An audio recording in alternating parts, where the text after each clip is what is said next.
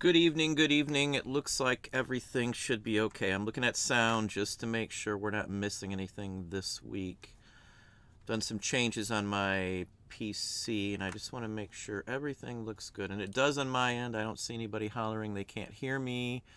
Um, we're going to talk about the overall reselling. I want to do some motivational. A lot of people are not doing so good right now from the majority of those that I've personally talked to, as well as the general scheme of all the comments and posts and stuff heading my way. I get a lot of them. I get hundreds sometimes in a single day, so I don't get to answer the majority of what comes in, just FYI.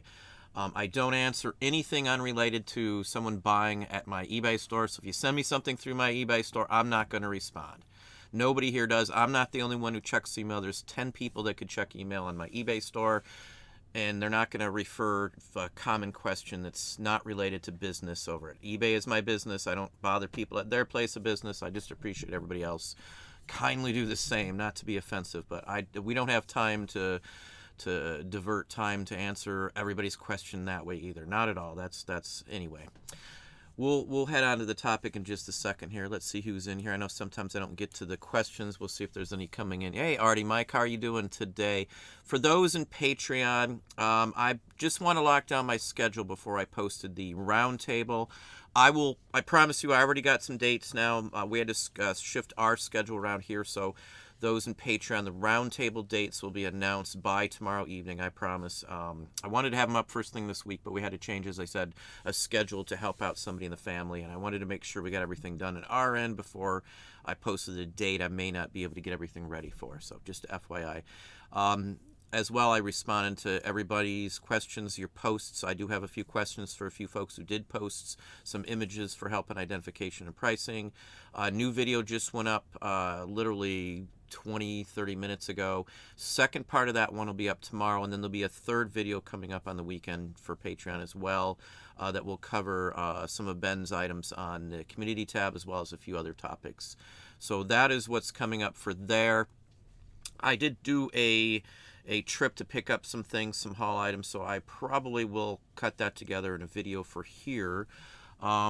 It's rare that I do something that's exciting pick-wise. I usually am just going, somebody called, somebody texted, there's something sitting there, I've already talked to the folks, and I'm just going out there and maybe quibbling a little over the price and then buying it and coming straight back usually, or hitting a loop of places. So I don't source like everybody else does. I don't do garage sales, thrift stores, any of that kind of stuff. I don't just drive around to place hoping to find something. I haven't done that in a while. Nothing wrong if that's what you do. That's what I always did for years and years, but these days pretty much people just give me a buzz or call me or something, and it's not like a normal sourcing. So my sourcing's really boring. You'll see me sitting here on the phone or something sometimes, or texting, or worst case scenario, driving down to the county clerk's office to pull ownership records of property. But other than that, that's like my most exciting. It's more like the research side of it where I find most of my stuff. It takes time, whether it's online or whether it's, making some phone calls, calling a real estate company to figure out who's the legal owner to ask permission and what do they got, stuff like that. I target warehouses, old buildings downtown and stuff too. They can be really good places, or they could be a big waste of your time. Usually you can track that stuff down by a simple phone call. Let me just make sure sound is coming through. Sound is good. I see quite a few, so that sounds good. Reselling wise. Now, my story isn't probably what everybody else's story was either. I want to talk a little bit about my personal history for just a minute. We'll tell you a few stories. Don't like it, I'm sorry, but I want to segue into why I'm motivated in this. A lot of people are just wanting the money coming in. Nothing wrong with that. No complaints or anything else like that. But if you truly want to do good at something, you've got to be excited to do it to some extent. It's got to give you a thrill of some sort. I grew up in a family that never made a lot of money. My father worked for a defense plant. They made M1 tank parts when I was a child. He was in the military. He was in during the Korean War. My parents never had a lot of money. We went on vacation if we were lucky once every year or two at the best, and we stayed with family even when we went to Florida. My parents never had a lot of money. They even borrowed from my grandmother when they were younger just to get the house and a car and all that kind of stuff. So dad always worked hard and stuff. When I grew up, I didn't have all the fancy toys. My clothes were from garage sales, and back then you were picked on relentlessly for stuff like that. I mean, it was just awful. My grandmother cut my hair. That's how cheap my parents were. They didn't have the money. They couldn't just take somebody out there, so it wasn't styled. It was just, that's how I grew up. So for me, the idea of living on used items or whatever, it doesn't bother me at all. There's friends of my kids in the past that, they used item, they're freaking out. How the heck could you do that and all this stuff? But I grew up on it because it was a necessity in my household. My mom would have bought a used frying pan if she could have got usefulness out of it, and the price was right and it looked good. So whatever, I don't care. It didn't matter. So to me, it wasn't like that. I did go to a private school for a little while. My parents had to pay weekly payments and all this stuff just to try to do better for us, which they always did. But again, we never made what most of the people around us did. It's just the way it was. So for me, growing up, I worked for people. I worked first as an assistant, then as a general manager, and then as a regional manager. I worked my way up. I did everything I could to do it. I worked long hours. And even at working as a general manager and then as a regional for national chain restaurants as well. I worked for Cracker Barrel for one, Applebee's, and what's the other one? There's one more in my brain. So I worked for Disney for 10 years too. So, I mean, I've been around the block, but all of those jobs, all of the labor, 60, 70 hours in that I put in meant that I didn't get to see my family. Not at all. I missed first steps of my kids, first words. You just miss a lot. You're at the whim of somebody else. If they decide, I got stuck going to out of state on business stuff. I had no choice, training sessions and this and that. If you work in a restaurant, for example, I don't know how well retail equates to this, but if you work in a restaurant, you're training for 3 months as a manager in a restaurant. You're sent somewhere out of town. You never train in the store you're going to work in. So if you move a job or a promotion, another 3 months. And you got to learn how to do every step, every spot in that restaurant you're doing as a regular employee. We cooked for a week as a manager trainee, everything on the menu. And then you filled in and you cooked, you served tables, you served drinks. Any place I've ever worked, that's what you do. So you're out of town, you're working a lot of hours. And the pay, in all honesty, even as a regional manager, is not as good as you would think it is. Believe it or not, And then you've got to think about where you're living and how much that goes and how much time you put in. As a regional manager, 70 hours was like bare bones minimum most of the time. If somebody did something or messed up, I had to fire a manager, something that meant I had to go to that store, and they weren't all like right there. So, your life could be turned on a dime, just a snap of a finger, and you're stuck somewhere for days, week, 2 weeks. And that meant that you would be hiring. You'd have to, if it was out of town, you'd have to be at stores. I never saw the wife. It was constantly gone. Now, for me, I never want to have to ever deal with that. In the restaurants and as a manager, I've been robbed.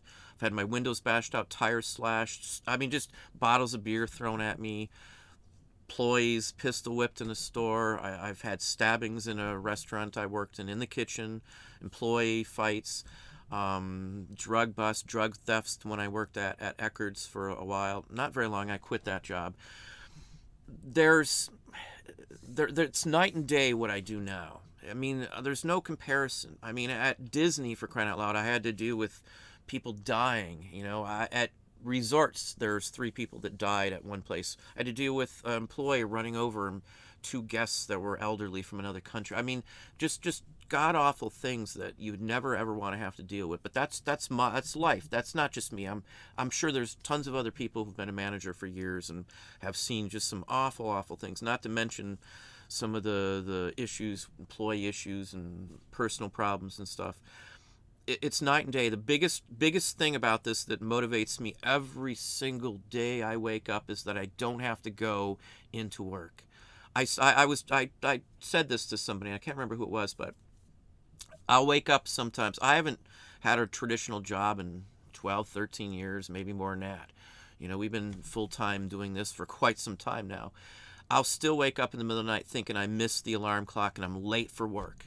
I had to be in at 4 a lot of the time. So if we had a truck coming in, it might be 3 a.m., 12-hour shift, 14-hour shift, 3 in the morning till 5 at night, 6, 7 at night, sometimes even. I still have that feeling sometimes in the middle of the night. I forget where I'm at because it's a hard thing to shake that you never have to go and deal with a boss or that whole pay issue or you're stuck somewhere or this is the way you do it, you don't like it, get the heck out kind of thing. So for me, just getting up in the morning is a huge thing because it's all mine. Everything I do means I'm putting another dime in my pocket. No one gets a share. Well, taxes are a different story, but no one gets a share of it. I don't have some idiot who just graduated thinking he knows everything and he's going to tell it how to fix the restaurant or the store when they haven't lived in the real world ever. Mom and dad paid for everything they had and, boom, off they go like that. So for me, this is all about freedom. And I don't care what anybody else says. For me, that's the number 1 through 5 reason why I resell.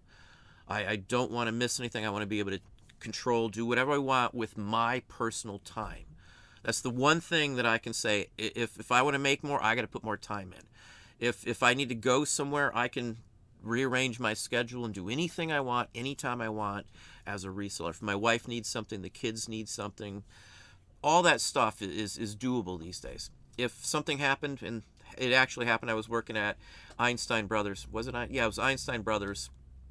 No, I'm sorry. I apologize. It was in Meridian, so it was Applebee's. And my son hurt himself at school. And he's still got a scar up here. We used to call him with the Harry Potter. He's got a little lightning bolt looking thing on his forehead. He fell down at the playground, and a stone went thunk right into his head. It bled all over. When I got there, the stone was gone, and I could see he was holding like this, and the principal was in there all panicky and stuff, and the nurse was all like white-faced. My son was just like nothing was going on. But when he took the cloth off, I could see bone. It was really pretty nasty looking. It was a matter of stitches and stuff, but I couldn't have done that. It took me over an hour to get off work to go do that. I couldn't just leave. I had keys to a place that served alcohol, and I was the only one there who had a license to serve alcohol. The only other thing I could have done other than waiting and begging somebody to come in was to leave the restaurant and close it. You can't serve alcohol legally it was my store.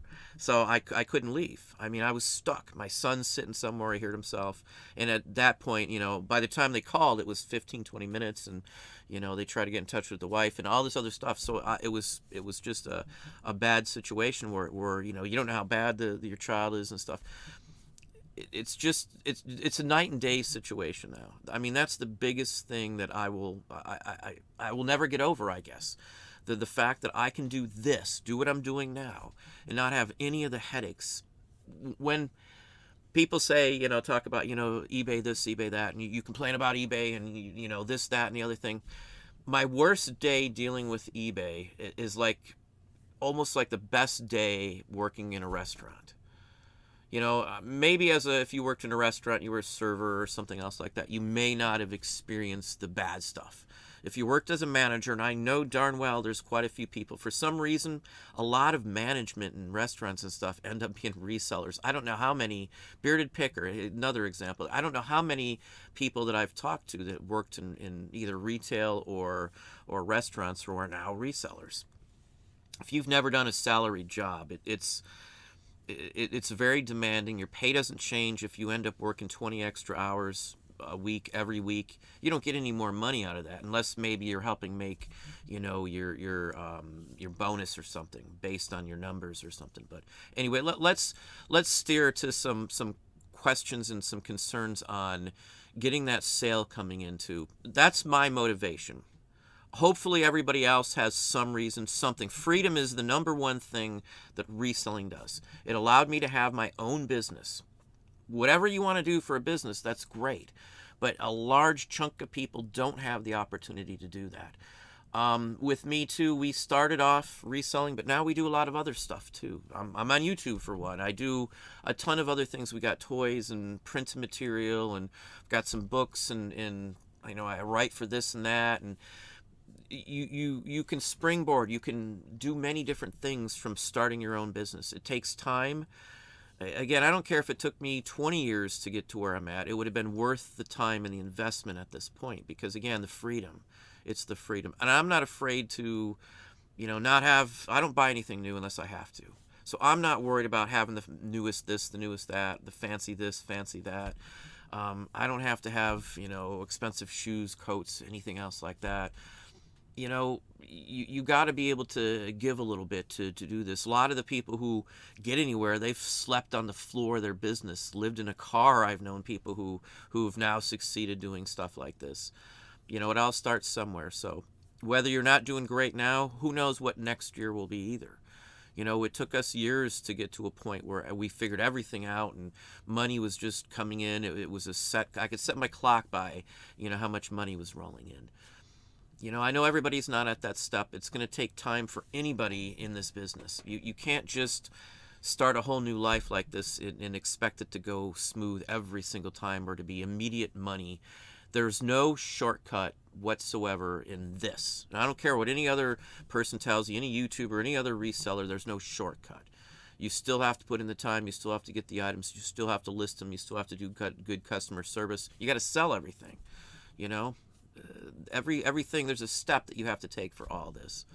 Let's pop back over here. Then we're going to hammer some thoughts. I was just talking to Chris earlier. We were discussing some of the self-similar issues, and I'm going to bring that up. I know I've talked about it before, but I still think a lot of people may miss that as well. I found out the hard way, just as Chris did. We'll tell you a little bit about some steps you may want to look into when you're doing some of these things.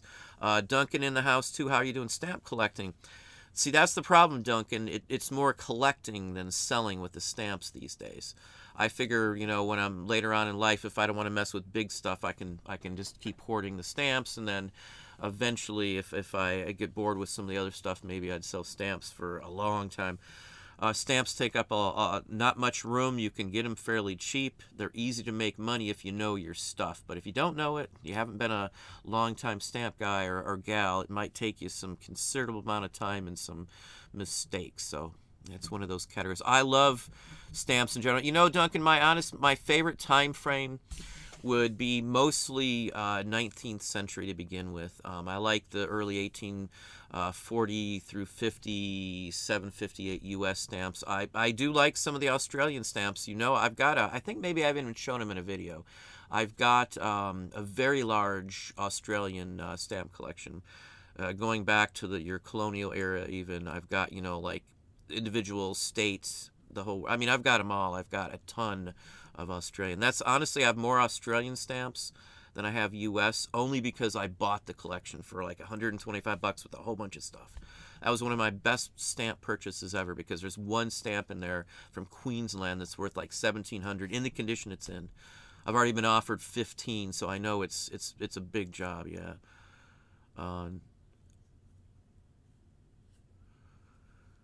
Yeah, Duncan's got pickers as well too. Once you've done this long enough and people know who you are, like even if you're local, even if you don't have to do YouTube. I know people say, I got to do YouTube. I don't advertise my stuff to YouTube. I don't advertise my store. I don't market my store. So my store sales, I don't want anybody thinking, hey, you're just doing YouTube to get sales. I have people say that, but I don't advertise my eBay. You have to look for it. I don't put it out there because that's not my intent. My intent is to teach, but I don't advertise it. And my sales are still really good because of what we do and our practices and stuff like that.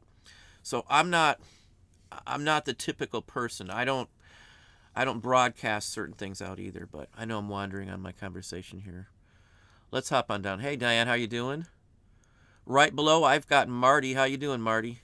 I need to drop you a line, too, and let me write that down because I said I was going to do it this morning, then I totally forgot. I'm still doing, I think I got one more email that just showed up for Patreon. I'll drop you back something tonight, Marty. I'll have to hit you up and we'll do something. I'm going to announce, as I said, the next roundtable. I'm going to do a roundtable once a month, I think, going forward, just FYI.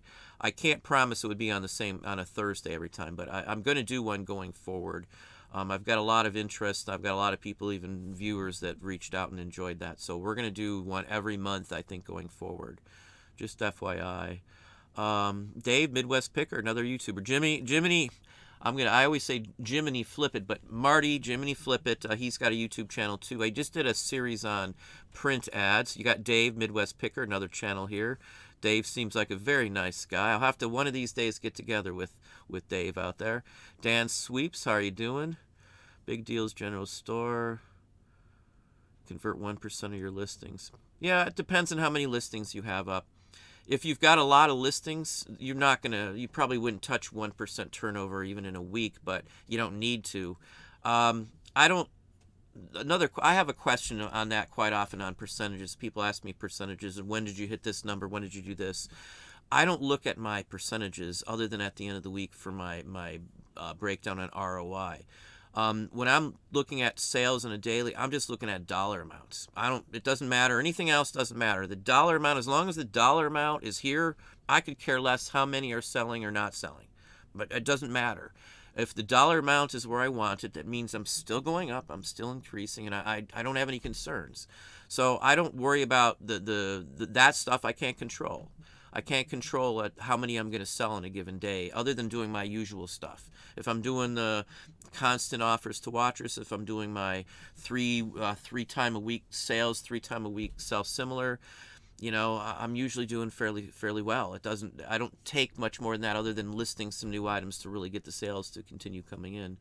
I did sell similar this morning. Maybe it was like early this morning, maybe around 9. I did a couple extra. We've been trying to test and see what goes, but if you're doing your routine thing, you should see the sales coming in. Let's see here where we're at.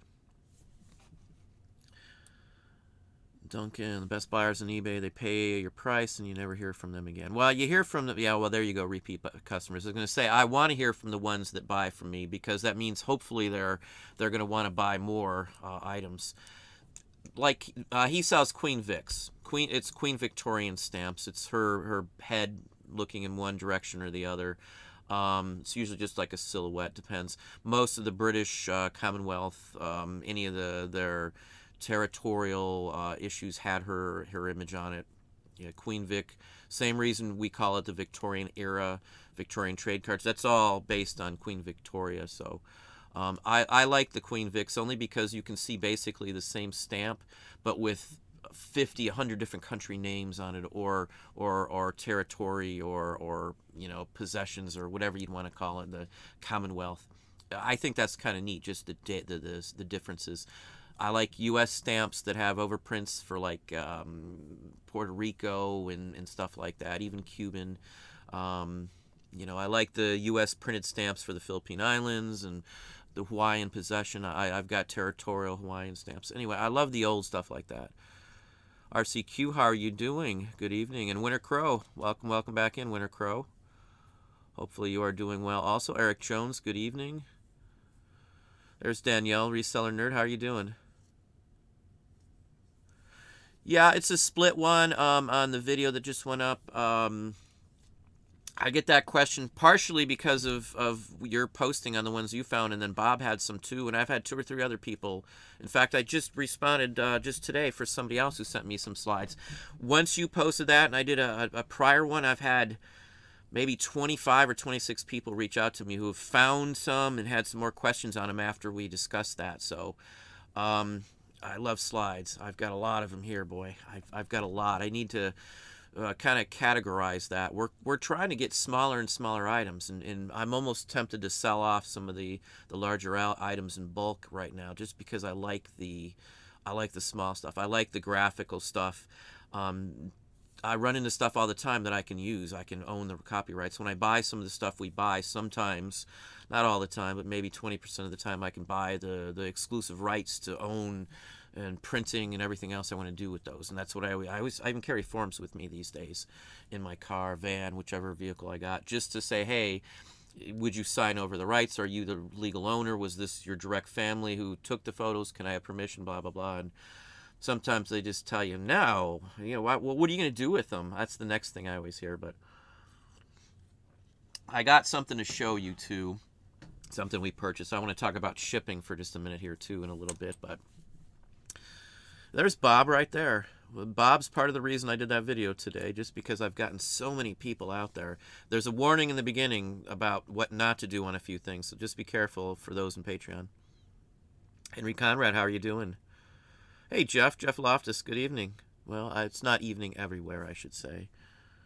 Thanks on the sound call-outs, everybody. I know I messed up that one time once I did the Windows 11, but I finally figured out every little aspect on Windows 11 and got the new apps installed as well, too. The Pokemon Dentist. I would probably doubt you're not really a dentist, but then again, you never know. The Disgruntled Octopus, good name. You've got the little emoji, that's very good. Morning all. You are in Hawaii, if I remember right, maybe. Summer's 422. Good evening. Joe Samard, welcome. If it flips, it ships. Welcome in-house. Jeffrey D. Hey, Jeff, how you doing? I have got a list together for the roundtable, so we'll be putting out, and I'll probably send out, maybe post a list for the next two roundtables, so we'll have a date for the first one, and then I'll have to come up with a date for the second one, but at least everybody will know who's in it for the next two. Hey, Mr. Lowe, Charles Lowe in the house as well. Hopefully you are doing well. Can I do that here? There you go. I meant to do some of that the other day. Marilyn Wilson, how you doing? Arkansas. I have been to Arkansas twice. We stayed in a lodge. It was a huge wooden log-built lodge. Very nice, like brand new, on the side of a hill. I doubt I'll remember it. It was for a team building thing for one of my jobs. It was one of those forced travel. We were forced to share rooms. I just hated the whole experience. I liked seeing stuff, but you couldn't just go out on your own. We had no vehicles. It was just a company bus. Hey, Nancy, how you doing? Hopefully you're doing well, Nancy. Good to see you in-house for sure. Cosmic Thrifter, welcome. Mask Mage YT. Is it better to have your booth more crowded with smalls or less crowded? It seems like some people like to dig and others don't.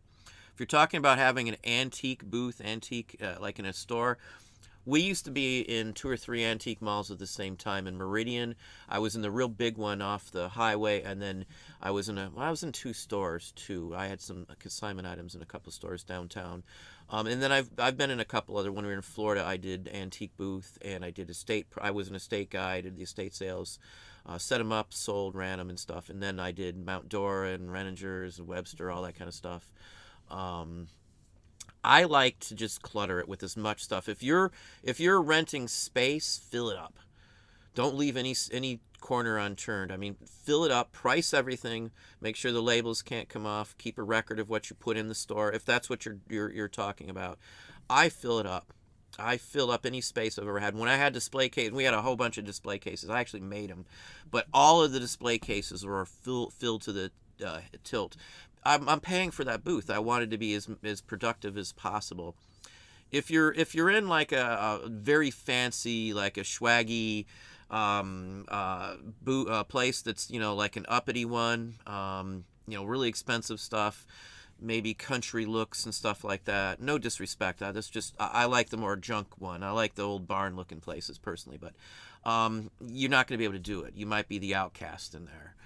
The only thing I would say, And I've heard a lot of people say when you clutter it up, then you get people like me picking. But if you price it all correctly and you've got it all separated and all this stuff, it doesn't matter.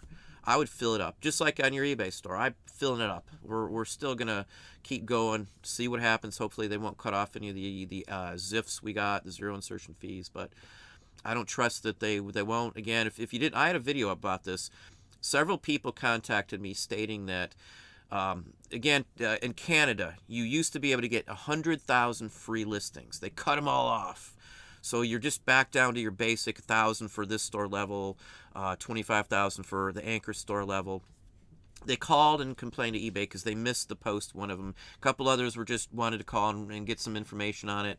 And 3 people, and a 4th one I asked to call for me, all said that they called eBay, and eBay said that was what was going to happen in the U.S. side as well. Now, I don't know if that's true. They could just be some misconception. They could have all talked to the same person. They don't know. I did ask somebody to call them as well, and see, not on my behalf, just to ask some questions, then ask about that, and they got the same impression. I called eBay, and eBay could not confirm or deny that. So who knows? Not denying it though is the bothersome part. But I don't trust eBay. They're going to claw back those freebies, is my opinion. They're hurting. They want to get more revenue in so they can line their pockets more. I wouldn't doubt it. I really wouldn't doubt it. Don't want it, but I hate garage sales, Maryland. Yeah, I wouldn't say I hate them. If we're going to do garage sales, I'm not going to just make money, because I'd never do it around here. The people go the night before around here. They'll show up and bug people, and sometimes around here they don't put them up anymore until like the night before. I mean, real late if they do at all in the papers. You just got to find it online half the time, it seems, because they'll just show up at everybody's house the night before, the day before, in the morning. I'm not rude. I don't. That's improper, and I don't do that. I'm not going to be an a-hole just to make a few extra bucks off somebody. And I've seen all the cons and all that stuff around here. Yeah, I just don't like garage sales for that reason. I don't mind going. I like you. Who knows what you'll find? Anyway, it's just never my luck to be able to find anything good, and it's always a fight. Other vendors complain that some of my items spill into their booth, but it's not me, it's the customers. They'll pick stuff up and set it down on the next table. If that's, yeah, you obviously talking about an antique mall or something. Put up a little plastic plexiglass divider on one side that goes up about here. And then if anything's moved over off your section, that's not on you. That's what I would do. Just me. The booths I've been in, they've always had like closed sections. So if it goes in another booth, somebody had to take it there, because your stuff stops here, there's a wall, and then their stuff starts here. So somebody had to move it around. I've never been in an open one, other than like if I'm setting up out in the middle of the field, like at a Webster's, or setting up in Renninger's. And a couple times I had an inside stall. It wasn't covered. It was like the lean-to tops when we set up at Renninger's and Mount Dora in Florida and stuff. I fill it. I'm not going to waste the space. The more stuff you have, and there are more chances you have of selling stuff. The fewer items you have, the fewer stuff you're going to sell. It's just like on eBay. The more you list, the more you'll sell. So I would fill it up. I would just put a divider in there some way. If it flips, it ships. Garage sales are the ticket for me in my area. Now, that very well may be, and that's awesome that they are. Around here, it's not. But I'll tell you, even when garage sales were better, before I had as much competition 10, 15 years ago, if I was able to source how I do now, I would have never went to a garage sale even back then, ever, even when they were good, because instead of just me walking up on a collection, one collection or two collections, I could run into like 20 collections all at the same spot. People literally will call, or I can source stuff down from various places, and I'm just spending an hour time to research, and then going right and picking it up, basically, is how it works. Had I known that there was other ways to do it better, I probably would have never went to the garage sales, just because the time factor. These days, it's my time is another aspect of it. If I can spend an hour researching, I can't go to barely a garage sale or two around here in an hour. And that's not counting me even looking at the garage sale. That's just my drive time. And it's hit or miss. Even if they have good stuff, usually around here, if they have good stuff shown in the paper or something, it's gone the night before. Somebody showed up, darn it, every single time. I gave up on all that stuff. Just like the thrift stores around here. I'd be broke. If I had to live on a thrift store around here, I wouldn't be eating. That's the truth. The Savers went under. When two of the biggest stores around go under, and there's been, down towards one area where there's a Goodwill, there's been like 4, maybe more, maybe 5 thrift stores that have come and gone. 3 in the same building. There's been one building out there. It was a big old home store, the Home or something, I think it's called now, but it's been 3 different thrift store. One was St. Paul's, St. Vincent's de Paul's or something like that was one of them. Another one was by a national chain. They just keep going under. They just don't get enough good stuff around here. It's no way I'd be dead in the water. Big Deals General Store, Lima, Ohio. I've been out to Lima recently. Tim White, TW Storm, how are you doing? Fellow Buckeye, huh? Jocks, Jewels, Gemstones, Precious Metals, how you doing? We are doing well. I have a hard time buying much of anything new now. Michael Sanborn. You know, my best bets on new are Target. Even when they've thrown me out a few times, I still go back. They haven't issued anything. They haven't had a cop come in. They've never said never come back. So until they do, I'm just gonna keep going back when they have clearance. But Walmart's good for RA. And then new wise, there's a couple auctions around here. They're not real close, but they're within less than an hour drive, I should say. And they do NOS, pallets, returns sometimes, but sometimes it's just pallets of stuff. And you can do fairly well on new stuff that way, but driving around and trying to find it, it's almost impossible here in this area anyway. And most of the places I've been, wholesale is still a real good option if you get in on the right stuff and you know the right places, the right types of wholesale. It doesn't have to be clothing. I can wholesale food products right now from a distribution company right this second. So, you know, there's many different options. You know, there's many different options for new. So again, thinking outside the box. That's the best thing I can tell you. I'll give you an example, and I've talked about this. I don't give away all my secrets, but this is one we've done for a while, and last time I bought so many of them, I didn't really want to deal with it. It took up so much room, but at the end of after Thanksgiving and Christmas, most of the grocery stores around here, and this is for most of the country that I've ever been into, most of the grocery stores make their own pecan pies and stuff. They'll make them all. They buy the nuts there. They do walnut, all kinds of stuff for the holidays. They cook them in the bakeries at these grocery stores because they're ordered and stuff for the holidays. At the end of the season, probably 85% of the time, they're left over with cases, big boxes, especially the last few years because the people weren't spending the money as much. People weren't traveling. They weren't having relatives over because of the pandemic. So the first year they ordered way too much thinking it wasn't, you know, they're going to need them, and they didn't. So at the end of the year, what happens is they're in clearance. And we were able one time to buy like 95 pounds of pecans. I mean, we did very well. And then we bought walnuts and the whole works by the case, 5-pound boxes. And they were industrial boxes, and I had permission to have them. I mean, I got them from the manager there. He gave me a real good deal. I got them, I want to say it was 1/6 of the value. So we paid, geez, it wasn't a lot, but we were making like 60, probably 10 or 15 bucks a box. Maybe not even that much, but we were doing 60 bucks profit on 95 of those. Was it 95? It was a lot. It was a lot. I know I went back once to, I did like 5 stores like that. That's the new items that I buy. And there's many different things like that. It's not just a grocery store that you can do this with. The Carrick, the K-Cups and stuff, man, we've done a ton on those too. Those are the next best thing, especially the seasonal ones, because they're usually limited. As long as the expiration date's good for at least 6 months, you can send them in on Amazon. I'm ungated and all that stuff. I don't know if you need to be these days or not, but we've been able to sell them for a very long time. Einstein Brothers. Yeah, you know, I liked my boss, my favorite boss in my entire life. His name was Lou. He lives in Florida. He runs a bagel shop now. I'm not going to tell you where, but he's down there.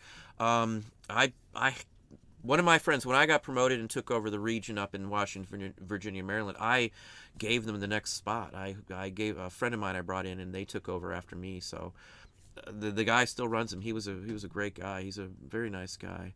I'm still hooked up with him on LinkedIn even, I think. So I enjoyed my boss. That was the best place I ever worked for. And again, I would rather not work for somebody, but that was the best place, at least boss-wise. The job wasn't so great, but the boss made it great.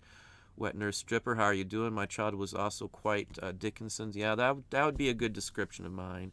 And now that I'm starting to get too old for the pole, reselling is providing an avenue to my golden years. Very cleverly worded there. My childhood wasn't that much enjoyable. I hear all the stories of everybody else and stuff. I mean, I had grandparents and stuff like that, but my kids, I won't get into the personal aspect, but let's just say my childhood wasn't very pleasant for very, very many reasons. So things are great these days. Let me slide on down here. Former exec chef here, the lifestyle is brutal. Oh, Tim Costner. Yes, that is true. I've got a friend who's an executive chef at Disney actually right now. Any of the restaurant business is brutal in general. If you work at a restaurant that serves alcohol, Friday and Saturdays we didn't close till like 1, maybe 2, I think, originally when I first started in one area. And it was a 2-hour clean down, so you're up till 4. If a truck comes in and nothing else is going on, I'm ended up stuck with the truck, and I might have already been there like 12 hours by the time the truck's there, and the truck fills up your whole store. So you might get 300 boxes of merchandise, 50-pound boxes or more, steaks, meats, frozen stuff. You're wearing cooler jackets, and yeah, it's a brutal. And as a manager, I did work right along with my employees. I threw the boxes, I filled the cooler, because I got it done quick. We got it done quick, and I could just move on, and I knew it was all there. You'd never trust somebody else to check in your merchandise. That's just another thing I would always say. Never trust anybody. It's your responsibility if it's your stuff. Just like if you buy stuff for reselling, you check it all in. If you ordered it from somebody, you bought it online, you order from Hybid or something, check it all. Make sure it's all there. If you do bulk, like bulk.com or something, make sure it's all there. Immediately contact them within the time frame and complain. Whatever you're getting your merchandise from. Wanda Greer, I love crackers. Would love to have a couple of those recipes. Could you share? I would cook the mashed potatoes myself. I always put garlic on them. And I was always the catfish guy. I always cook catfish for myself on the grill myself. Or either that or I made an omelet. I won't give you the recipes, but let's just say they're all really basic. Very, very, very basic. I could make anything in that restaurant in my sleep. I've made, I don't know, 50,000 biscuits probably in my day, because Sunday mornings it was usually just a manager and like 2 people. So you did a whole bunch of stuff. Tim would understand the whole process. In the mornings you have few people because you don't have much. That's when all the prep is done. You cook biscuits ahead of time, an hour in advance, and you got to roll the dough out. You've got to use the massive Hobart mixers just to make the dough. It's all made from scratch. I've made the biscuits here for the wife, and I've done the gravy. The gravy, I'll tell you, there's a bag you get that has most of it put together for you, but there's nothing else much to the rest of it. Like the carrots and stuff were just butter and pepper and salt basically. But anyway, I like the lack of all the other junk in my food there. That's about the only thing these days, just because I try to eat healthier. I'm a nurse, but I've never stripped wood furniture, but I'd like to learn. I've stripped some only for our own personal. I got a bench over here that I upholstered. I bought the wife like a 1940s one of those. I don't know what they're called. It's like a spring-loaded, not spring-loaded. It's a rocker, and we had it redone in cowhide with vintage style fabric, like a 2-tone. And anyway, I had enough leather. I did a stool. It's 1910 or so radio bench. If you don't know what a radio bench is, back in the day, there wasn't TVs.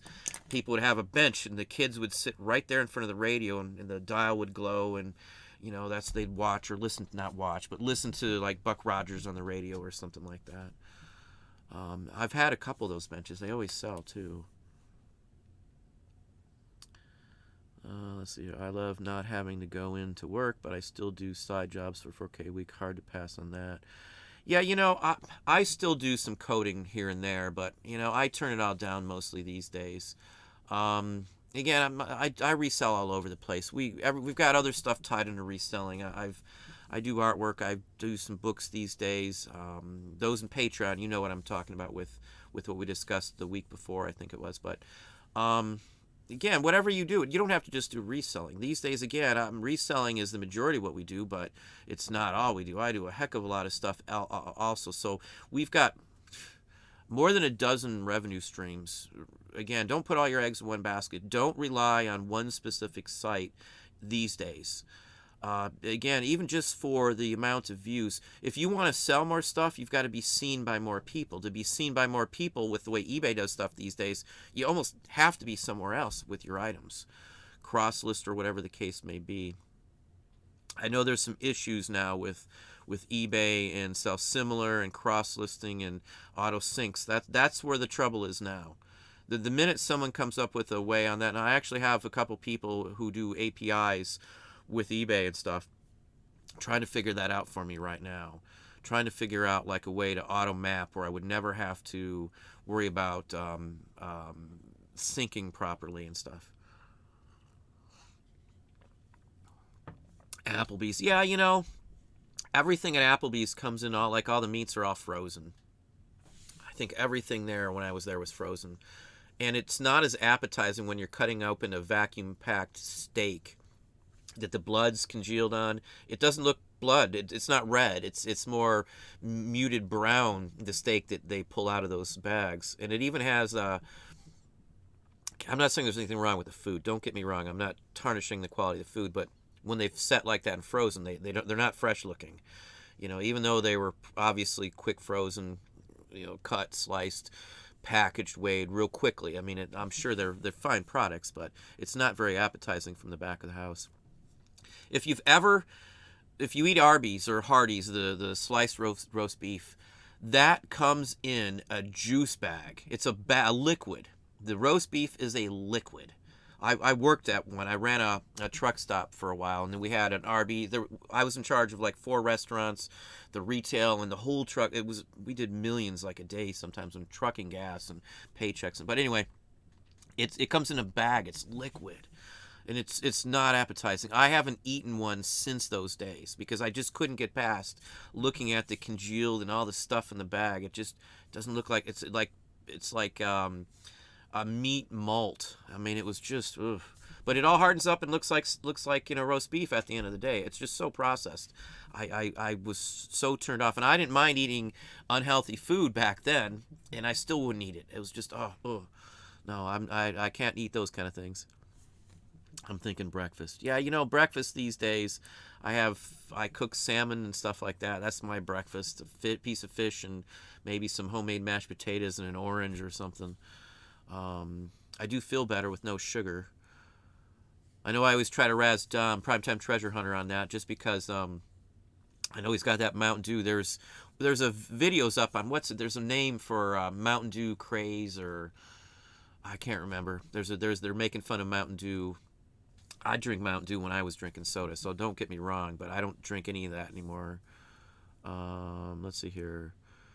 LSGS Rob. Hey, how you doing, Rob? I worked in restaurants for 13 years, mostly bartending and bar management. Tried a 9 to 5 and couldn't do it, and luckily I made it reselling. I did it for freedom of time. Time is precious. Again, I don't care what anybody says. I don't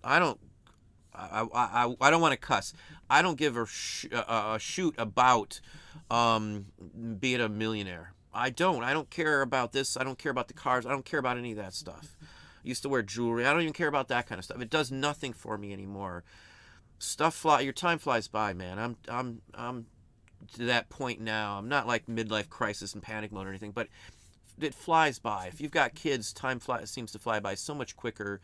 You know, they're going to be out of college and off on their own, and everything changes, you know, and time just flies by. And if you're locked in putting in 40, 50, 100 hours a week, believe it or not, we've done that, working for somebody else, and you're not making enough to show any reason to do it. It's just ridiculous. I can't do that. I don't know what the heck I'd do if I ever had to go into a real job again. Well, not a real job again, but I mean into like a traditional job format. Even if it was I couldn't do it. I don't know how I would get by. I'd be so depressed. And again, I'm not trying to criticize anybody who's doing that type of job. I did it for 20 plus years, so don't get me wrong. I couldn't do it anymore. I'm so burned out on that whole, you know, that whole rat race of, you know, management and all that stuff. No appreciation, no nothing. They just abuse you in those types of places. There's no. It's just an awful place. Awful things to do. You gotta deal with in those types of places. Just awful. Christopher Zane, how are you doing this evening? Good to see you in house. Field Coast Flips, how are you doing? Thank you very kindly. Field Coast? I don't know. I probably butchered that. Sorry. One of these days, I want to go to England, and I'd love to do the, mudlarking. I've seen them do it near the London Bridge and all over up there. There's a very funny lady I've seen on here. She's got videos of her picking up the pipes and all that stuff, clay pipes and stuff. I'd love to do that. I've seen some of the buttons and coins that come out. I'd have my metal detector out there, though. I love metal detecting. Tooch Man, how are you doing? Good evening. Hey, Wanda Greer, how are you doing? I have noticed that eBay is giving some of my buyers unauthorized feedback. Giving some of my buyers unauthorized sales over 4 months ago. I don't. So they're leaving. Someone is posting feedback after the fact. I thought there was a deadline. If you didn't post it after 90 days, they can't post feedback, if I'm not mistaken. Huh, that's an interesting one. If I'm understanding that correctly. Talk about being broke. I had to buy 4 pairs of Levi's from my store. Yeah, I couldn't. When we were just first starting off, we wore our haul items. If I found a good pair of jeans, I wore them, and that's what we did. We bought the kids used clothes because that's all we could afford. I fixed the old car. I fixed our cars up here because I couldn't afford to take them in back then. And even after I graduated high school or graduated with a master's degree, I couldn't find a job, even making reasonable amounts of money. So it was just not a good experience the first 3 years, but we made it. I'm over the hump. Haven't had to deal with any of that for quite some time. Clearwater Valley Thrift, how are you doing? I inherited my grandpa's stamps 40 years ago. Wish I knew what to do with them. I do buy stamps, just FYI. Not trying to tell you to directly call me, but if you're interested in selling them, I do that. I don't do appraisals on stuff like that, though, just because it takes a lot of time. Because you've got to know your stamps too, and one stamp off, it could mean thousands of dollars in lost value. But anyway, let's see where we at. Clearwater, Midwest Picker. Is that Clearwater, Florida? Nicholas Tracy, how are you doing? Listening. Good. Somebody's listening here right now too for another hour till 9. Tips of the Mitt Flips. How are you doing? Thanks for the consistent, fantastic info. Well, thank you very kindly. You're all too welcome, Dave, Midwest Picker. Here's Annie, another fellow YouTuber, very friendly, does some very good content as well here on YouTube. Kind of doing stuff and not following chat just yet, but hi. How you doing, Annie? I know how that is. I'm terrible on listening to anything these days. My time has gotten to be very, very precious, I should say. So it's a lot of tedious stuff to be done these days. Yvette Anderson, I know very little about collectibles. To learn about them, would you suggest taking a niche and get specific with it, such as World War II buttons, or then niche buttons more general learned? World War II buttons, for the most part, aren't worth very much money. So I would not mess with World War II or even World War I buttons, unless you're talking about something very specific or something. Maybe like a U.S. ambulance driver button from 1917 that was made in France. That's a different story. That's one of the few that's more valuable. For the most part, you're talking maybe $10 for one. If you've got like a compass button that's got a hidden compass in it, or a locket button, 50 to 125, and those are like the max. Maybe some of the oilcloth ones from World War I, you might get 20 or so bucks for them, but those aren't going to be it. Buttons, to be honest with you, buttons, if you don't know anything about buttons, it'll take you some time. I still remember those days when the guy who showed me and taught me the basics, and then I went from there on buttons. It took me a while. I made some mistakes. I bought some stuff, and it was very obvious. When you don't have anything to compare them to, it's hard to buy the right ones, I guess I should say. It's not the faces of the buttons that matter. It's the back mark combined with what's on the face of it. You could have the same face on a button that was made for 100 years, and only the one that was first made, the original one, would be worth something. There could have been made new versions of it every 10 years, even for 100 years. But only the very first run of those would be what you would mostly want for most anything.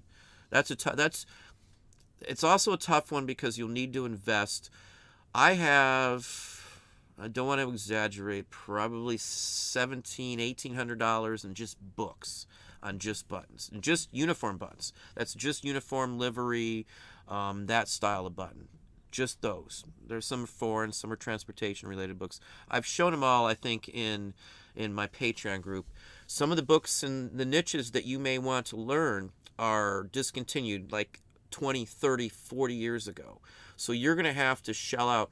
One of the price guides I got, I spent almost $400 on. Knew it was like $45. So it's just a matter of getting it.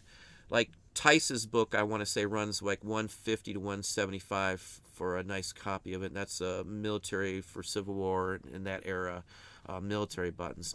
Albert's book's $60. The Backmark book is like $45. The whole transportation set could cost you $800. Livery button book may cost you $450. And that's just the uniform buttons. There's ladies, the big book of buttons. I mean, there's buttons is probably one of the most the most resource needed niches you may find.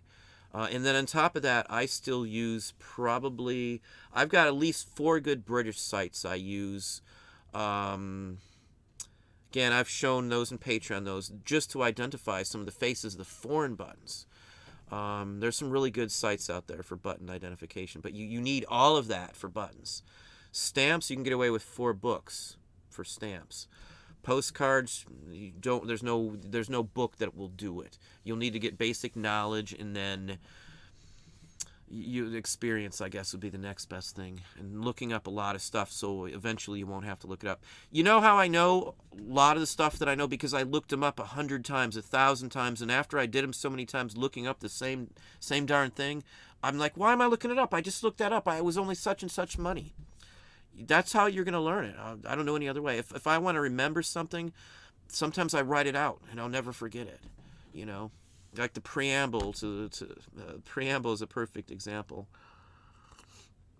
We the people, in order to form a more perfect union. Schoolhouse Rock, that's how I remember that one. But anyway, bulldogs, flamingos, and little cavalier. I have learned so much from you. Thank you very kindly. Thank you very kindly. Now, is that a cavalier car? Or are you talking about like swashbuckling romanticism type of character? Vintage tiny treasures.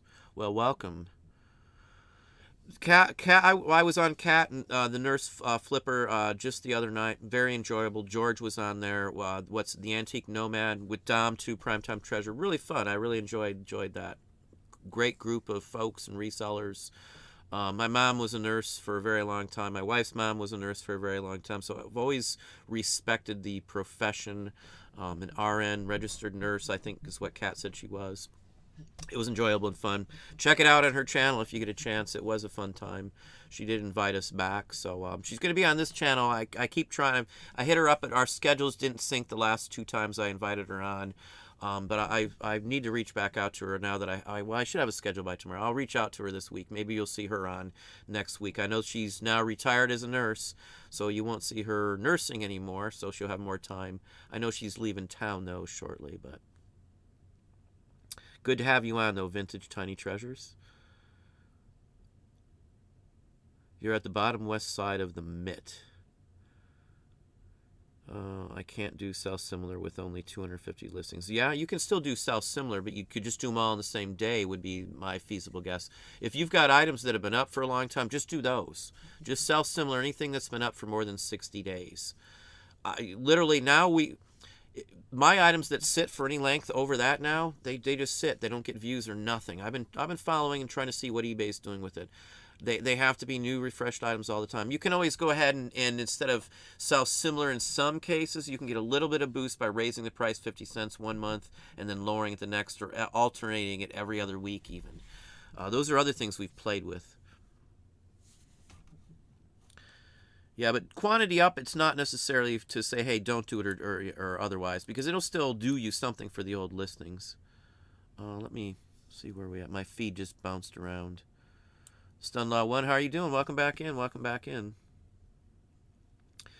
Oh, tip of the mitt flips. Oh, I'm sorry. I got you there. Michigan up in that way. Yeah, we got a cottage up in Lewiston. So if you're up that way, Lewiston, Michigan, East Twin Lake. It's a log cabin built in like 1903 up there. But my father grew up he was born in Saginaw, We've been up to the UP Upper Peninsula before. Mackinac Island I like. I like the Grand Hotel out there. They filmed the movie with Christopher Reeve, Somewhere in Time, was filmed at out there on the island. Where are we at? Where are we at?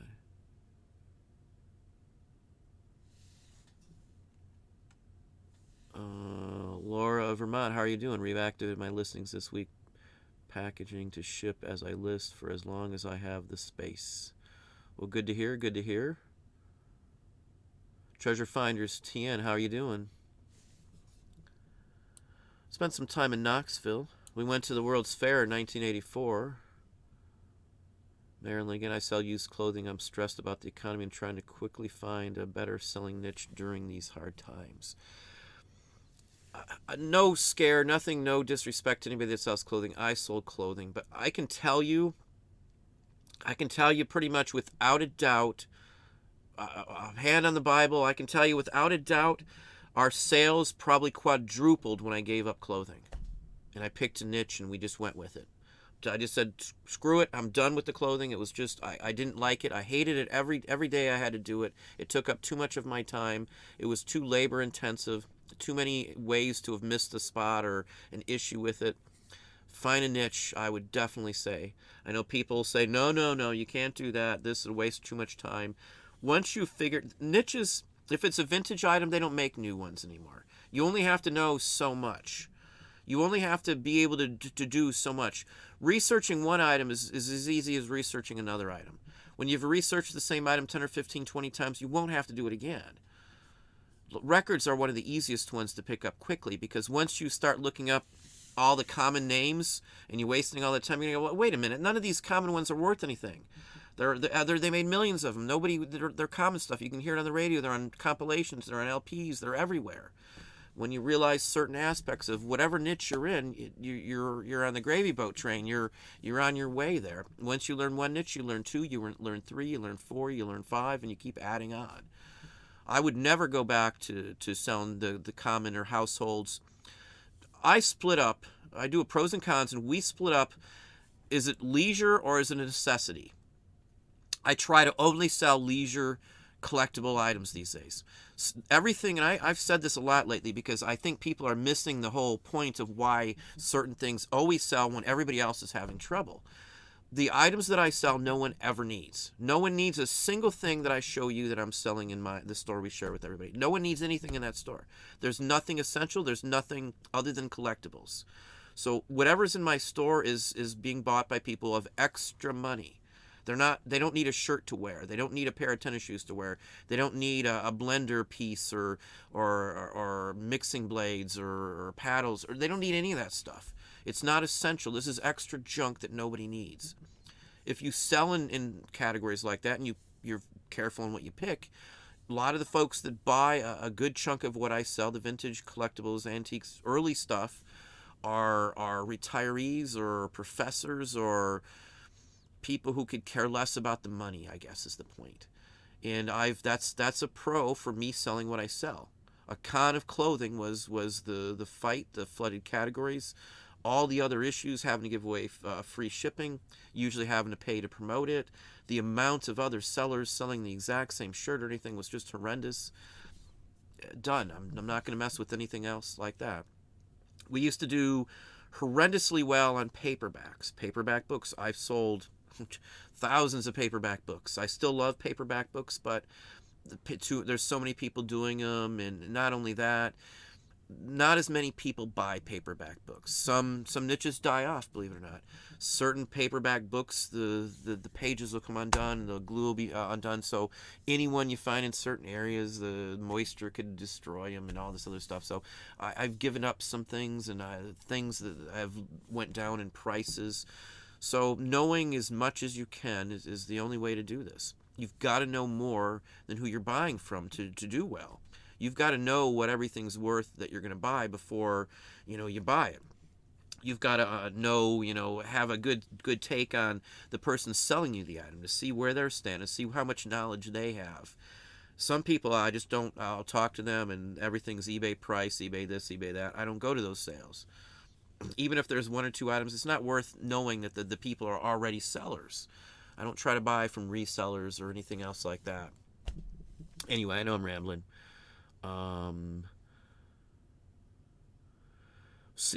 Maryland, figure out what you can get locally that wouldn't be too much of a stretch. Postcards are a good one to at least start in.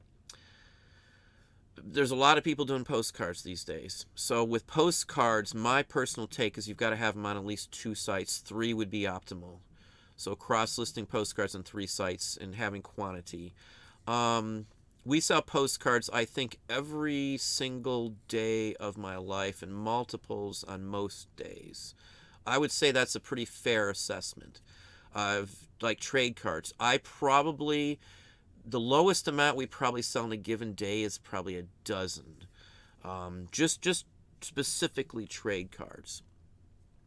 Once you get a certain quantity up, they sell day in and day out in niches. But again, when I did clothing, I never had those results. When everybody else was dead in the summer, my clothing was dead in the summer. That's another one of the pros and cons. I gave up clothing because I have no guarantee that I can control it. And I'd have to flip out merchandise and swap out and do this and do that. And every year I had a die down. I swear to you, I don't have a die down selling what we sell. I am still doing fourth quarter numbers right now. No problems. I'm still doing the end, the sell similar. Let's touch on the sell similar, because I was talking to Chris via email earlier. Sell similar. We don't do the sell similar, the end and sell similar, until everything we've got running is done. Chris was doing promoted, and when you've got stuff going and there's a discount and stuff like that out there, you've got to end all those before you can end your listings and sell similar. If you don't, some of the prices could carry over. So if you've got a discounted price on the item, when you end it and sell similar, that discount price will be the asking price many times. It doesn't do it all the time. Now, I can say that because I've had sometimes where it has done it and sometimes where it hasn't. So if you're going to do the end listings 200 at a time in bulk sell similar, you have got to do it when everything is off. No sales, nothing is running. It's the only way you're going to be safe, where it's not going to alter your prices.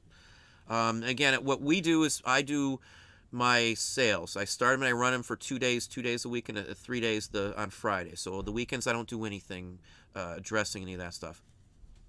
I have them end. I have 4 different sales running now on my store. Those 4 sales all end at the exact same time, 7 a.m. in the morning. So by 8 o'clock, so the second they all end, I try to end them at the exact same time. The second they're all done, they're all cleared off, I immediately have, whether it's me, the wife, or somebody else, is going in and going to my listings tab in the hub and ending 200 and immediately going sell similar until 2, 3, or 4,000 listings have been sold as or relisted as sell similar. And then as soon as that's done, right back over, go to my marketing tab, sales and markdown, and then I'm doing copy, and I'm copying those same sales. I only have to create the sale once, and then the sale will restart by me just copying it. Start now, end date 2 days or 3 days from the start date, and then I end them all at 7 a.m. And it's the same thing. So I've got 1 hour, 3 days a week where I'm just selling sell similar. So three hours a week I have to do sell similar, and that averages out like 15,000, 12 to 15,000 listings sell similar each and every week is what we're doing. And that keeps the sales running in. I know we've got a lot more items than everybody else, so there is a take on quantity of listings that I have up, of course, but you know. Catherine Mathis, how are you doing? Thank you very kindly as well. Hey, Michelle, how are you doing? Michelle, hopefully you're doing well. Very long time follower there. She's been on for quite some time. Good to see you in house, Michelle.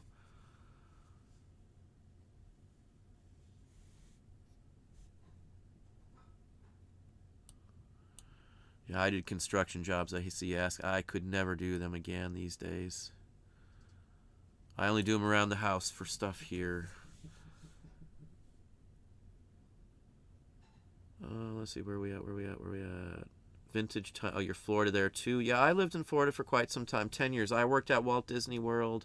If you ever go to the McDonald's on I Drive, There's a bunch of murals, including characters in the middle of the lobby. I painted all those for a lady named Marsha Mylander.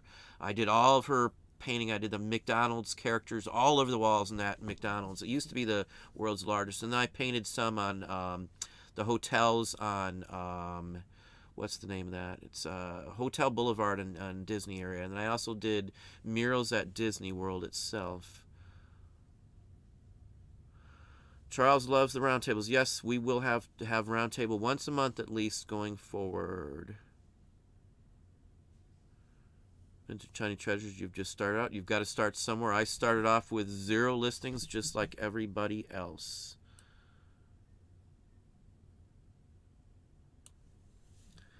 Yeah, shoes-wise, I was never a shoe person. I only liked the vintage shoes. Judith Palakios. Hopefully I didn't butcher the name too bad. I'm new and learning some. Well, thank you very kindly there, Judith. Very much appreciated. Winter Crow. My shop is small, but I fill it to the brim, and most visitors say they like it that way. When I apologize for the mess. Yeah, I'd fill them. If you've got a booth or anything else like that, fill it up. Cram that place. If I'm going to go someplace, I'm going to go to the booths or the places that cram it all up in there. I don't care if it's dirty. I don't care if the floors are cluttered. I don't care if I got to turn sideways to walk in buildings. Those are places that I've been in that were just so cramped. 10-foot tall stacks of just junk thrown in a building. Mississippi, there were places like that all over the place. I used to love those types of places. Those are the neatest places to find who knows what. Some of the stuff probably hadn't been seen in 10 or 15 years in those types of places.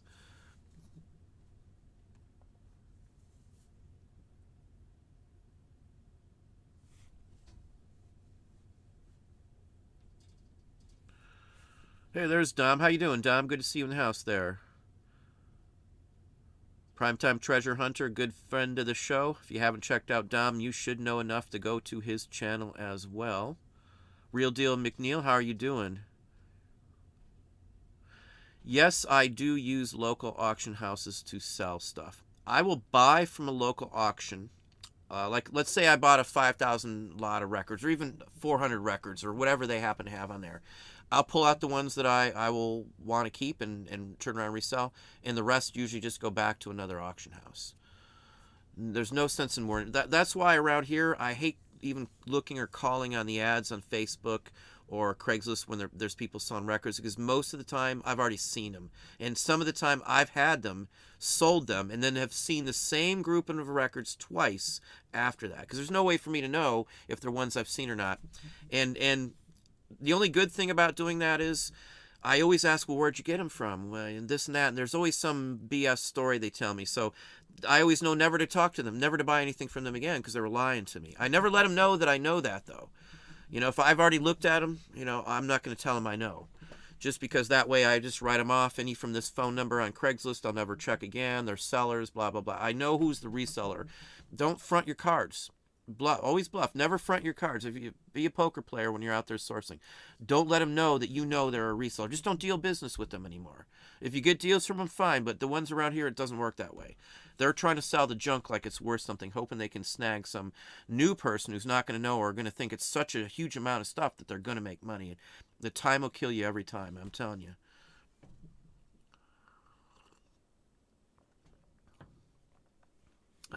Let's see here. Oh, Australia. I'm sorry. This is Disgruntled Octopus. Very sorry. I've got several now from Hawaii and several now from Australia as well. Let's see here.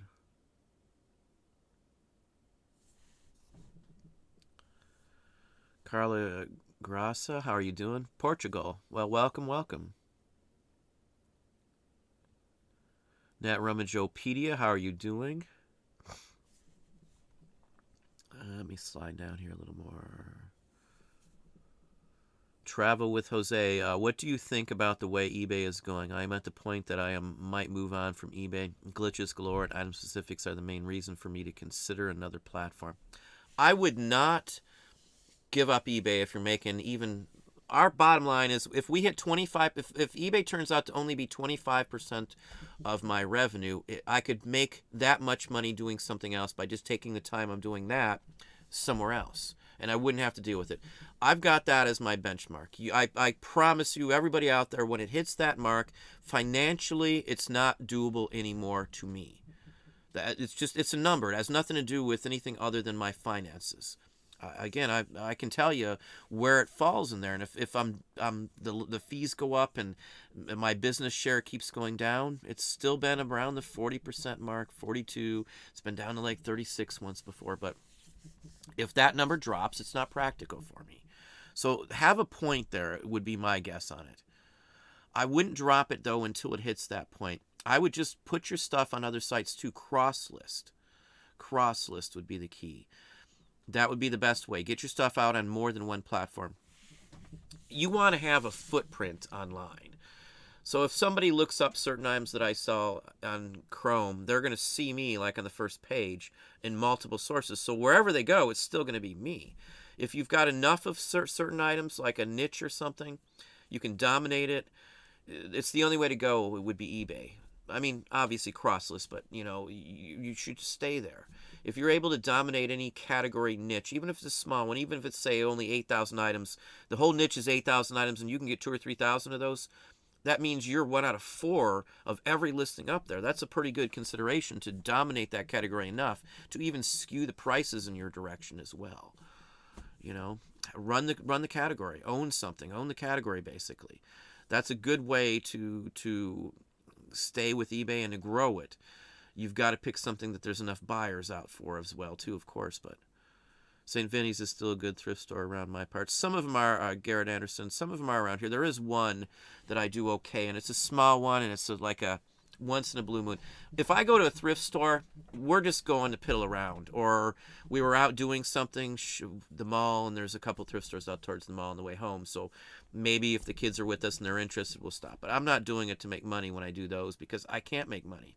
So if I go with the assumption I'm not going to find anything, I'm just going out, kill some time with the wife and kids and have a little fun, go out to dinner or whatever, that's fine. Luck if I find something great. If not, oh well. That's my take on it. But yeah, St. Vincent's or Vinny's, whatever you want to call it, it's not too bad. Robert Charles Manson, how are you doing?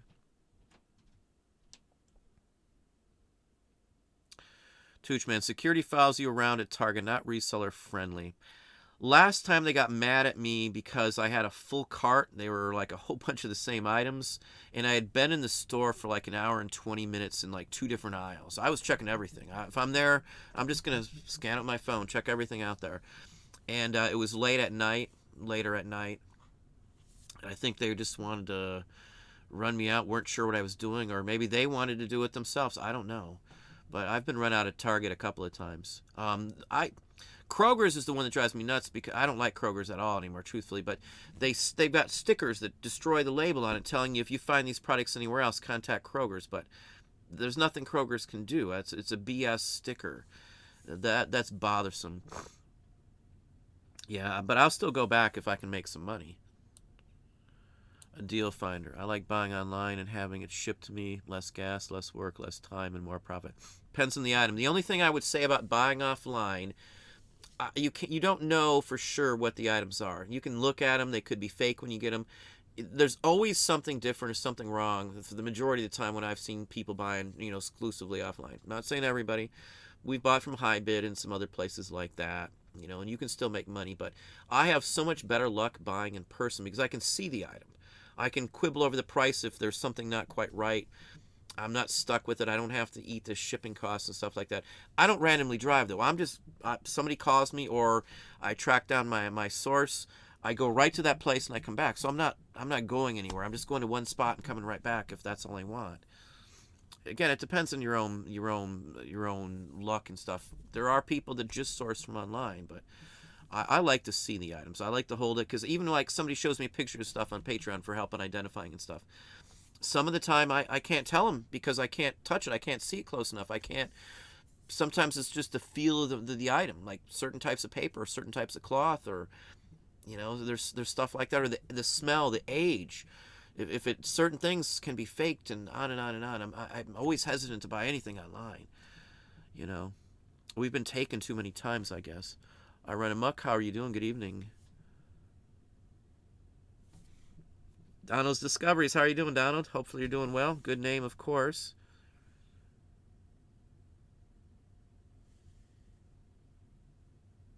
Yeah, I don't think the interest rates will have an effect on eBay in any way, shape, or form, in my opinion. They're unrelated. That wouldn't have any physical change on anything else like that.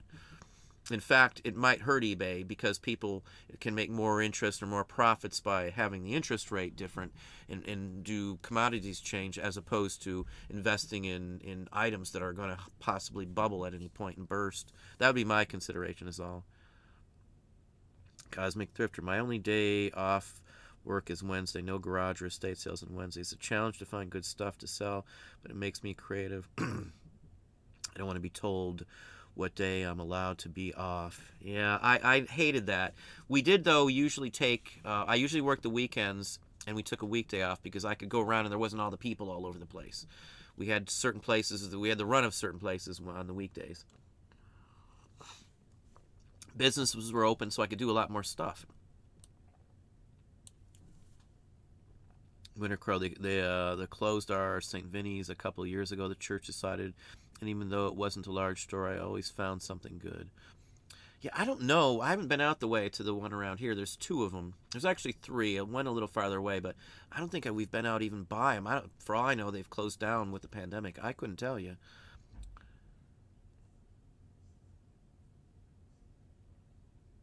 Yeah, thanks on that. If it flips, it chips. Please slam that thumbs up. I always forget to say that, and it's almost to the end of the show here. If you're enjoying the conversation, please hit that thumbs up.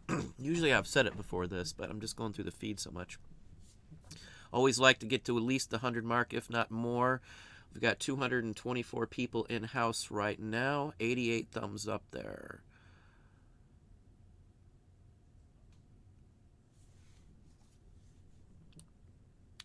Let me pop on down. Steve T. Kreider. I have been debating on putting my 2 eBay stores together. One is clothing and vintage with 1,900 listings. Second is toys and collectibles with 1,000 listings. We used to have 2 stores only because it was cheaper to run 2 stores. Because at an anchor store, that you only got 10,000 included. So every listing over that 10,000, we had 20,000 in one store and like 40 in the other. So every one over that 10,000 was an extra, what was it, a nickel then or something? So it was more money. But if you opened up another store, you could keep getting 10,000 free listings with the initial fee, the initial listing fee. So we saved a couple $1,000 a shot every time we did that. So I would stick it together and cut out the money. That's what I would do. I don't see any benefit anymore these days with just having a toy one and just having a clothing or this and that. Because if they're looking for one thing, you're centered in on that one thing in there. I would just throw it together. If you mess up on one store and eBay shuts it down, they're going to pull the other one down anyway. So just cram them together and you'll save money.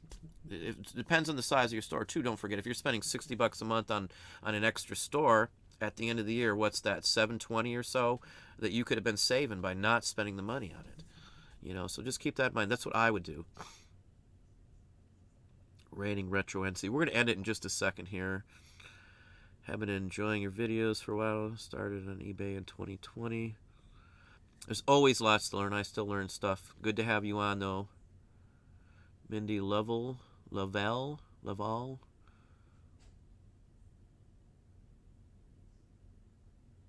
Who are some of my... I don't watch any YouTube at all, hardly anymore. Dom's about the only one, maybe. I'll see some of the folks that I know, like Marty or Annie or somebody, but only in passing. I don't watch TV even.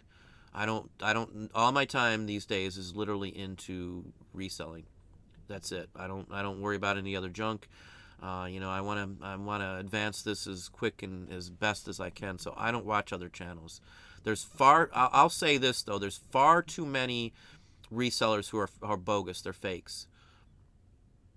They're just out there to market you a course or get you to pay for their private groups or whatever. I'm not saying I have a private group. A lot of folks do, but I'm not saying there's anything wrong with that, but there's too many of them who aren't resellers. They're only resellers so they can get you to buy their crap. I'm just going to put it that way. And I don't know what any of the other folks do on YouTube. I don't try to repeat or copy anybody's videos. I don't watch them other than the ones I just said, like Dom or somebody. But I just don't have time. I don't have the interest anymore. I don't watch any. So you'll pick on your own. My opinions on a YouTuber would be different than yours. Mine are based on business and my knowledge and understanding of how things really work. So pick your own, pick your choose your own. I'm not going to recommend or tell you other than the ones I said. There's just too many bogus ones out there that just want your money, or they think YouTube is all the money and stuff. You don't make that much money on YouTube unless unless I would do sourcing things where every day all I find is $100,000 items every day, and that's it. That's all my videos are, just me finding all these great stuff. Then they get millions of views and who knows how much they make. But I refuse to do any of that. I don't care. I'm just going to be me, and if I don't get very far, that's fine. I like talking about it. So that's the only thing about reselling, though. You don't have a big group of people to talk to locally for almost anybody I know. So this is my vent. This is my business conversation time, I guess.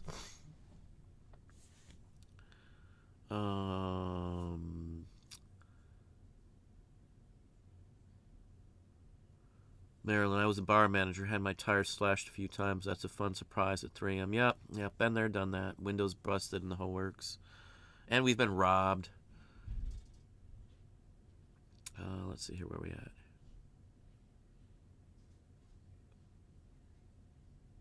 Big Deals General Store. John Dalton from Roadhouse. John Dalton, is that the Patrick Swayze character from the movie Roadhouse? Is that the one you're talking about? When the place I had my tires slashed was an Applebee's. And I hired 2 off-duty police officers in Meridian. They were twins. They probably still work somewhere around there. But I had to have off-duty police officers, 2 of them, on Fridays and Saturdays. I had guns pulled out in the restaurant, for crying out loud.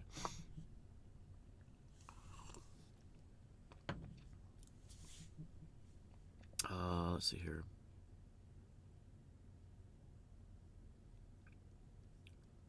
Clearwater Valley Thrift. Mountain Dew is really bad for prostate. Wouldn't doubt it.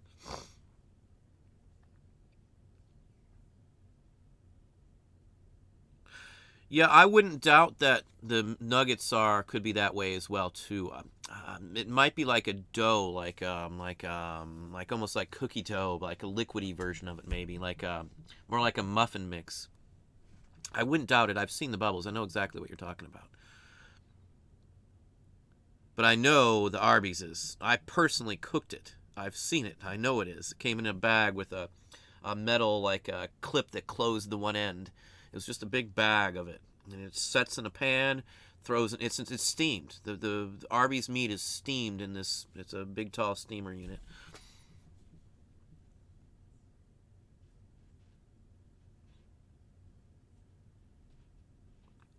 If it flips, it ships. Private sale tomorrow. Kentucky Derby glasses, tulip wine glasses, and a Bacharach decanter.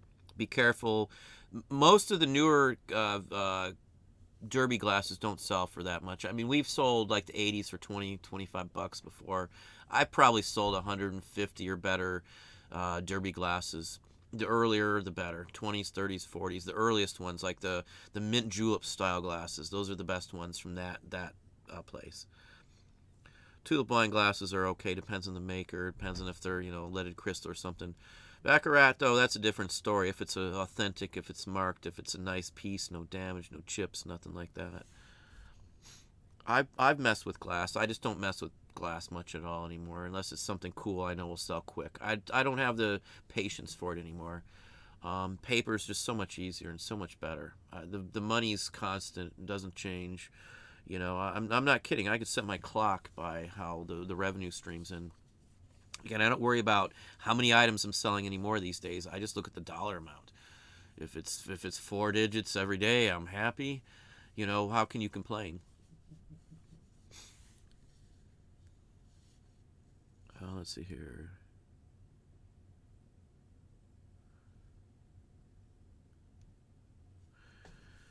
Oh.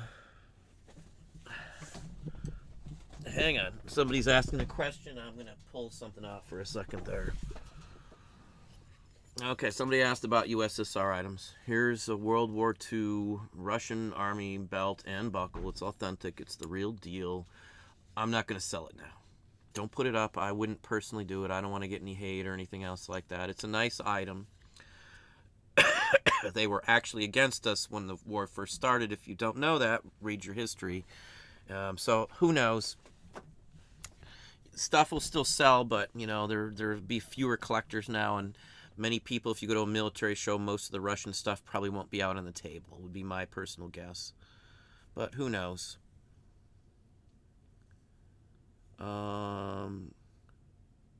Anaheim. Ping G, how are you doing? I've been out to Anaheim before. Bar bottles in the barn. Nicole White is the mudlucker. That's it. I haven't seen her channel in a long time, though, but that's what I say. I'm pretty sure she's probably still on. Charles, what kind of metal detector? Golden Saber 2. It's a Tesoro. It's an older unit. Don't make them anymore. It works great. I also have a, an Ace 250 or 350? It's the more expensive Ace version 2. It's one of the newer ones. The Golden Saber 2, in moist dirt, I can go down like 12 inches and dig a button or a dime. So it works really good. You've just got to... I've used them for so many years. I love them. Tesoro, though, is my favorite. A deal finder. Levi 501's on sale at $60. Yeah, I wear jeans because they fit and I like the fit. I don't pay attention to the names so much anymore. I don't know. Do people even still buy Levi's? I don't know. Not trying to be funny. I really don't know. I used to only wear Levi's, but these days, yeah. Vintage Fonnie, how are you doing? Lurking Caro, how are you doing? I know dreaded going to work. Haven't had one besides reselling since March 2020. I haven't had a traditional job in 20 years almost, I think. Not 20 years. At least 15 full-time. That's how long we've been reselling at this point, full-time.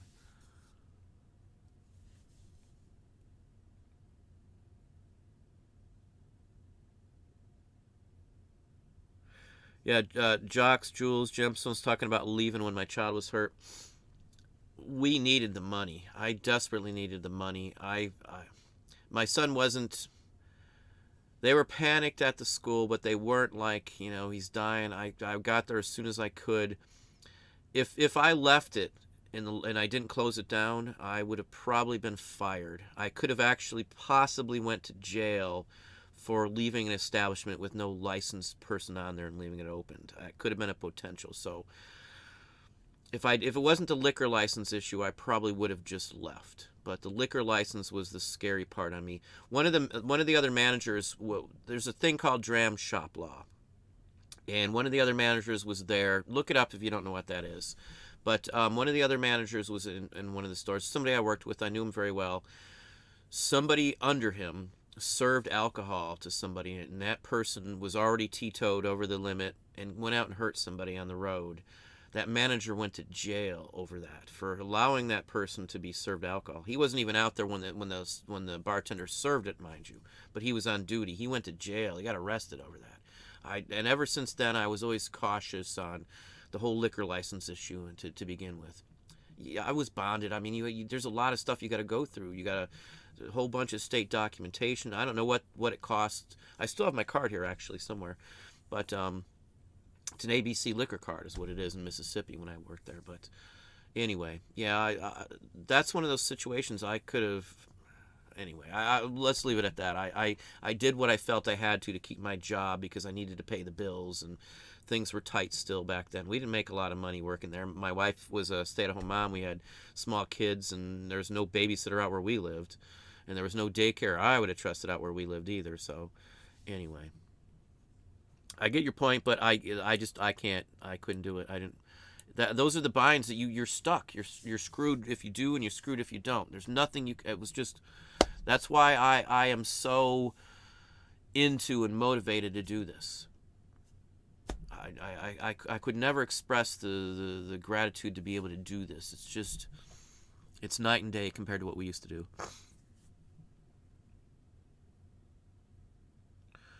Are you bizarre? I have eBay messages to leave feedback on items that I had left feedback on month before. You can turn off those messages, I want to say. I don't get any of that stuff anymore that I can think of. I used to.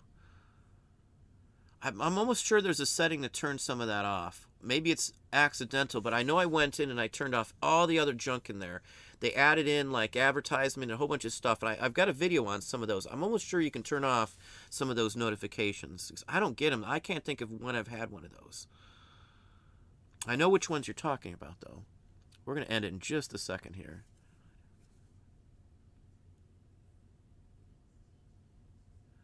Yeah, one is there is a deadline, and like I was saying earlier, I think it's 90 days. Like, even though you can still leave it, it won't show up. I had a negative removed not too long ago, and the guy changed it and tried to leave something nasty. Now, I got to notice that it was changed. He might still think it's there. Maybe he didn't go look at my feedback or anything, but it's gone. But he was still allowed to alter it, even though the whole thing's gone. So it's still there somewhere. eBay just doesn't show it, would be my guess. I'm going to end it there. I know I haven't gotten through quite a few. I've got a couple, a whole bunch I didn't get through, but yeah, we're going to end it off here. I'm sorry. I didn't realize how late it is. I've got something going on still later tonight. I got about 24 minutes to get somebody else on the call here, but I do appreciate everybody coming on today. I do already have another video up or ready to go for tomorrow here on YouTube. Patreon, I believe I will have that second part up tomorrow just to get it out of the way so I don't get backed up on the weekend too here. But if you haven't hit the thumbs up and you're enjoying the conversation tonight, please slam that thumbs up. Show some love for the channel. I appreciate it, and I hope everybody has a good day.